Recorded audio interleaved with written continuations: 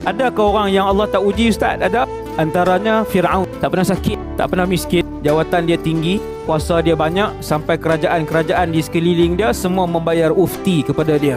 Fir'aun kuat, sihat, kaya, masyhur. Apa tanda dia bila Allah tak pernah uji dia? Apabila seseorang itu tidak pernah diuji oleh Allah, makin tua makin jahat, makin tua makin banyak maksiat, makin tua makin kaya, dengan kekayaan itu makin jauh dengan Allah, itu tanda Allah benci kamu.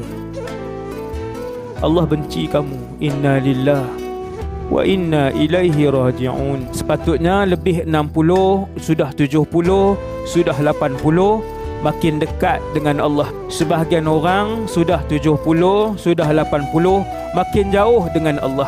Kemasyhuran dia membuatkan lebih banyak dosa yang dia buat. Jawatan yang dia pegang membuatkan lebih banyak dosa yang dia lakukan. Kedudukan dia yang tinggi membuatkan lebih banyak dosa yang dia boleh buat. Inna lillah wa inna ilaihi raji'un.